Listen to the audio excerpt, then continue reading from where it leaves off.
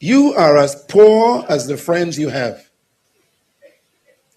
You are as wealthy as the friends you keep. Social wealth. We don't think about this sometimes. It's important for you to become wealthy in your friendships, wealthy in your family relationship, wealthy in your relationships with people in your environment. I can't stress how important this is. If your marriage relationship is not working, you are sick. It's called social disease. If your relationship with your parents is negative, and there's stress between you and your mother and your father, unforgiveness and anger, you are poor in your social wealth. This is why Jesus stressed, forgive those who offend you. Do good to those who despitefully use you. Pray for those who persecute you. Why? Keep the relationships pure for your own wealth. And then he says, do good to everyone. Do you know that your success may depend on someone who you don't like? Be wealthy in your relationships. Most of the time, you don't need money. You need people with money. Jesus was smart.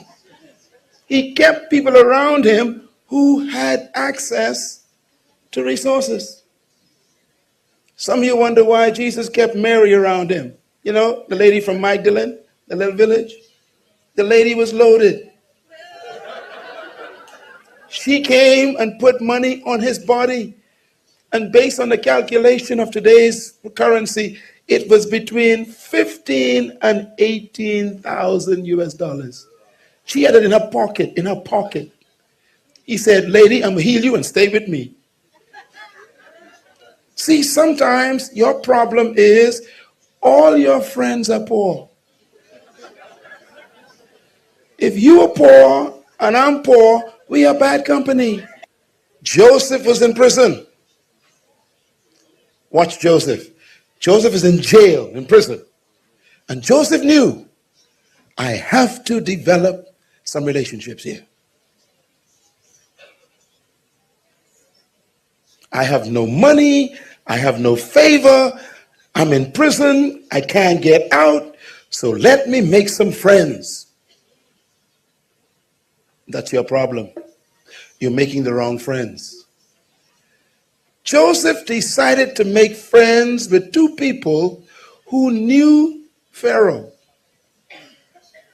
Sometimes it ain't what you know. It's relationship. And Joseph cultivated that relationship with those two people. And he told them, now look, we're friends. He even solved their problems. He interpreted their dreams for them. And he says, now when you come out, if you come out, remember me. And you remember what happened, eh? One of them came out and got his job back in the office of the president of Egypt. And when the government had a problem, he said to the president, to Pharaoh, I know a young man. I know means relationship.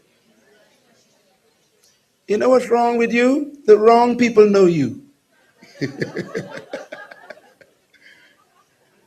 I know a young man in prison who can solve your problem. It was a relationship that brought Joseph into prime ministership. Your relationships. My wife and I protect ourselves by loving one another. I must keep my marriage pure. I must keep my relationship strong with my wife to protect my life. The Bible says, if you are angry with your wife, the Lord will not hear your prayer. That's the power of a wife. She can shut down your prayer life. That's in the Bible. So if your husband or your wife is not here, or if they are here, you better talk to them every day and say, please keep the prayer lines open for me. Everybody say relationships. You have to be wealthy in relationships.